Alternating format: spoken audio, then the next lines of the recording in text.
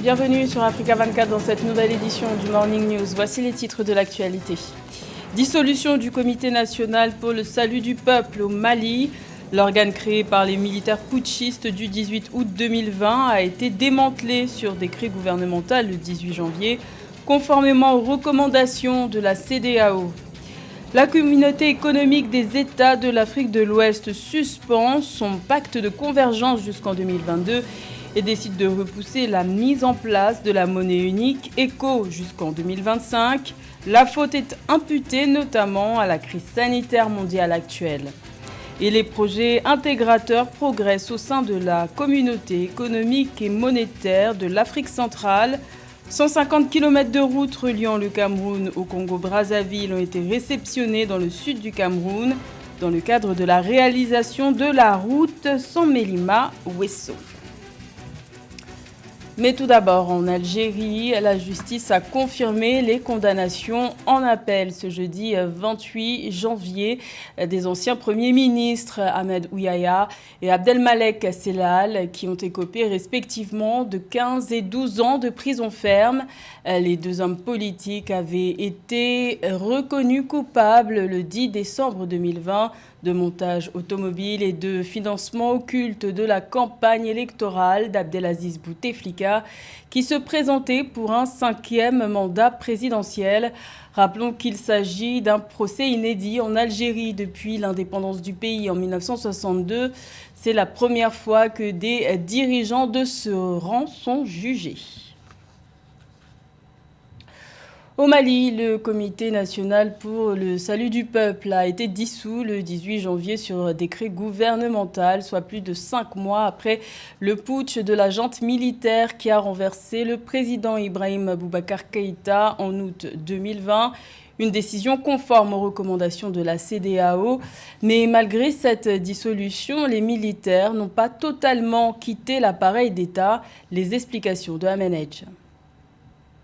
Le Comité national de salut pour le peuple, CNSP, organe formé par les militaires qui ont renversé en août 2020 le président malien Ibrahim Boubacar Keïta, a été officiellement dissous suite aux réclamations de la communauté économique des États de l'Afrique de l'Ouest, CEDEAO. L'information ressort du décret daté du 18 janvier, signé notamment par le président de transition Ba Ndao et le premier ministre Moktawan. Je pense que c'est une chose bénéfique, mais on peut se demander aussi l'efficacité de la suspension du CNSP, d'autant qu'on sait que beaucoup de cadres, notamment des officiers supérieurs, des généraux, notamment le cas de M. Goïta, sont aujourd'hui à la tête du Mali. Donc pour ma part, on peut se demander vraiment, est-ce que cette suspension du CNSP n'arrive pas à un moment donné où les acteurs et les militaires maliens ont déjà un rôle clé dans la nouvelle administration. Sous la pression de la CEDEAO, ils ont mis en place des organes de transition et se sont engagés à rendre sous 18 mois le pouvoir à des dirigeants civils issus d'élections sans pour autant annoncer la dissolution du CNSP. L'emprise exercée sur la transition par les militaires ainsi que l'ampleur de la tâche suscitent des interrogations sur le respect de cette échéance. Aujourd'hui, vraiment, on légitime des putschs alors qu'on devrait vraiment essayer de nous interroger sur la crédibilité de nos institutions et vraiment essayer de les crédibiliser, de les rendre plus régulières. Surtout que l'on sait que dans des pays comme le Mali, c'est des pays assez instables ces derniers temps et il faudrait vraiment croire en nos institutions et essayer de vraiment tout faire pour maintenir des régimes réguliers. À noter que les 15 membres de la communauté économique des États de l'Afrique de l'Ouest ayant servi de médiateurs dans les conflits politiques au Mali avaient exhorté le gouvernement intérimaire a démantelé la junte le 12 janvier. Également dans l'actualité, près de 53 millions de dollars seraient nécessaires pour répondre à l'urgence humanitaire qui prévaut dans la région du Tigré en Éthiopie, selon la Fédération internationale des sociétés de la Croix-Rouge et du Croissant-Rouge. 3,5 millions de personnes au Tigré et aux alentours de cette région seraient touchées par les conséquences de la crise née d'une offensive lancée début novembre 2020 par les troupes fédérales dans la région dissidente du Tigré. Rappelons qu'un premier convoi d'aide a pu être envoyé au Tigré le 12 décembre 2020, comprenant 35 tonnes de nourriture. Mais les humanitaires déplorent un accès encore limité à cette zone. L'éco, la future monnaie commune de la CEDEAO, pourrait ne pas voir le jour avant 2025. C'est ce qui est ressorti de la récente rencontre virtuelle des chefs d'État et de gouvernement de la communauté économique des États de l'Afrique de l'Ouest. La suspension du pacte de convergence a également été actée. La faute est imputée notamment à la pandémie de Covid-19. Samantha Saboubanga.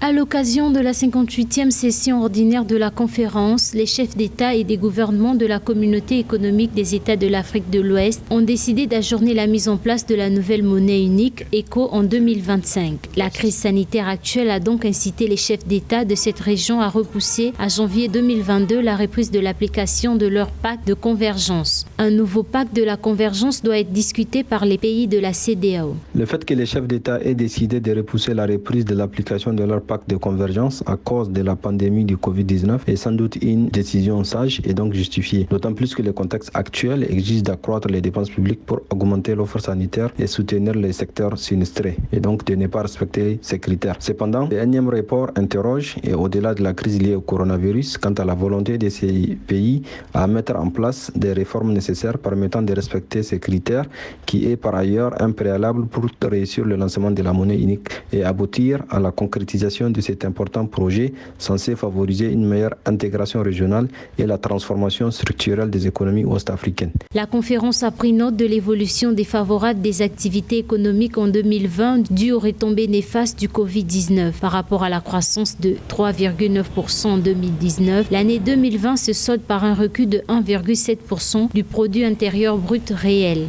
Selon le ministère burkinabé de l'économie, il faut 3 ans de convergence pour envisager le lancement de l'éco. Face à la pandémie qui complique certes la donne, il faudra sans doute rivaliser d'imagination pour poursuivre les discussions et apporter des solutions idoines aux difficultés rencontrées par ces pays pour réussir la concrétisation de ces projets. En revanche, la CEDEAO s'est félicitée de l'entrée en vigueur le 1er janvier de la zone de libre-échange continentale africaine ZLECAf et de la ratification de l'accord par 12 sur les 15 États membres de la CEDEAO. C'est un pas de plus dans les projets intégrateurs en zone CEMAC. Le Cameroun a réceptionné le 26 janvier 150 km de route pour la réalisation du tronçon reliant Sangmelima au Cameroun à Wesso en République du Congo. Un projet de plus pour permettre la libre circulation des biens et des personnes au sein des 6 pays de la communauté économique et monétaire de l'Afrique centrale. Plus de détails avec Samantha Saboubanga. Au Cameroun, le ministère des Travaux publics informe qu'il a réceptionné 150 km de route reliant le pays au Congo-Brazzaville ce 26 janvier 2021. Cette route rentre dans le cadre des projets intégrateurs en zone CEMAC. Elle va également faciliter une meilleure circulation des personnes et des biens dans les autres pays de la zone CEMAC, c'est-à-dire la République démocratique du Congo, le Gabon, la Guinée équatoriale et la Centrafrique, mais aussi le désenclavement des zones à forte potentialité économique d'agriculture, de minéraux, de bois du nord du Congo et du sud-est du Cameroun.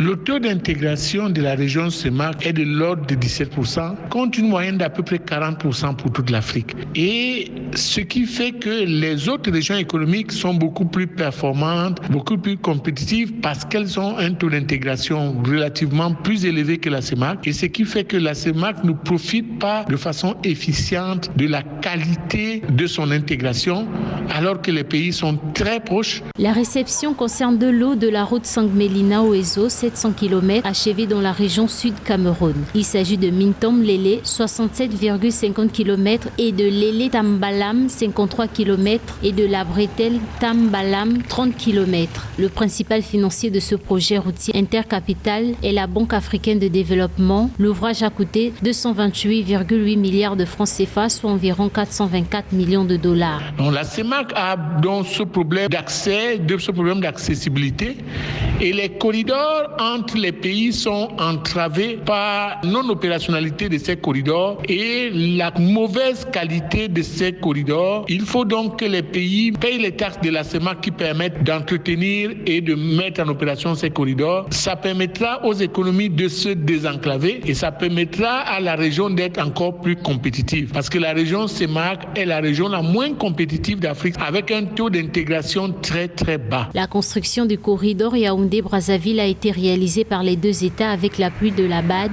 la Banque islamique de développement, la Banque arabe pour le développement économique en Afrique, le Fonds saoudien du développement et enfin le Fonds koweïtien.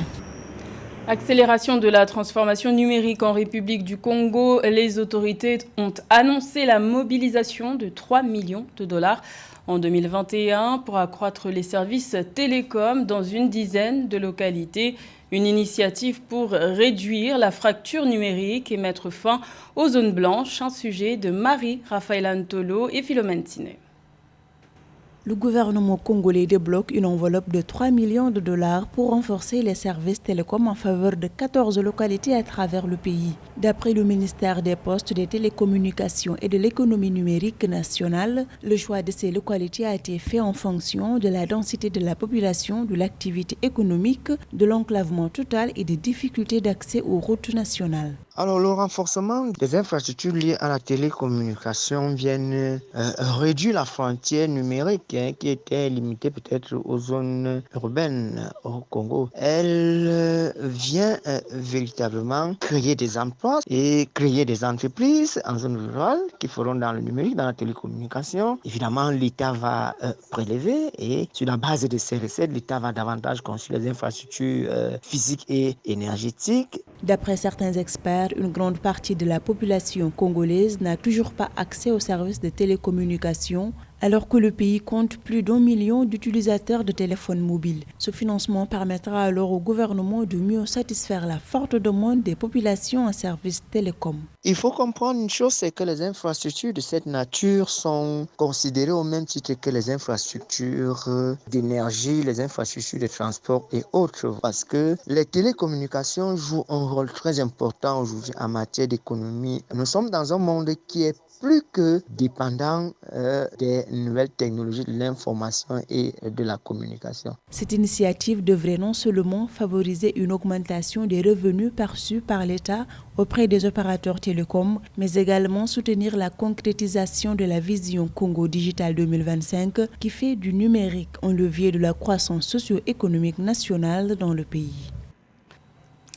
Un accès équitable à l'éducation, c'est le but du portail Relief, ressources éducatives libres pour l'égalité femmes-hommes, une initiative de l'Organisation internationale de la francophonie lancée le 26 janvier. L'occasion de rappeler qu'aujourd'hui encore, moins de 40% des filles achèvent leur scolarité secondaire en Afrique subsaharienne. Siamlo Victoria Seche. Relief, ressources éducatives libres pour l'égalité femmes-hommes pour plus de filles à l'école. C'est le nouveau portail lancé ce 26 janvier à Dakar au Sénégal par Louise Mouchikiwabo, secrétaire générale de l'Organisation internationale de la francophonie OIF. À travers ce portail numérique réformateur, l'OIF veut renforcer l'égalité femmes-hommes en matière d'éducation. Relief a été lancé dans le strict respect des mesures barrières contre le Covid-19 en présence du ministre sénégalais de l'Éducation nationale, Mamadou Talla. Des manuels scolaires ou d'autres ressources éducatives empreintes de stéréotypes, comme il en circule encore tellement dans nos pays, légitiment des inégalités que les enfants vont intérioriser, que l'on ne manquera pas de retrouver dans leur comportement d'adultes. Relief est une plateforme numérique qui permet l'échange et le partage de ressources éducatives et de bonnes pratiques entre les pays de la francophonie dans le domaine de l'éducation des filles. Son objectif est d'intégrer pleinement l'égalité entre les filles et les garçons dans les pratiques quotidiennes d'enseignement. Le portail Relief est largement ouvert au personnel de l'enseignement et d'encadrement, mais à toute autre personne ou entité, des institutions à la citoyenne et aux citoyens lambda voulant faire vivement progresser l'égalité. Un réseau social est d'ailleurs dédié à cet usage. On a fait toutes ces ressources-là qui expliquent comment rédiger une ressource pédagogique.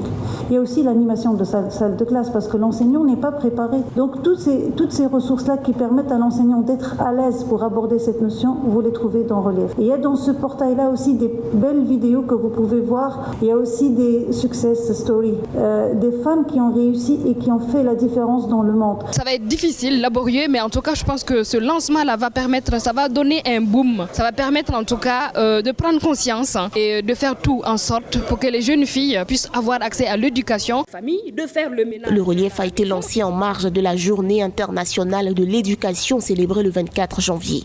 D'après l'UNESCO, 15 millions de filles en âge de fréquenter le primaire n'auront jamais l'opportunité de s'instruire contre environ 10 millions de garçons. Le défi est donc de taille. C'était le journal de la rédaction. Merci de l'avoir suivi. L'information continue sur Africa 24.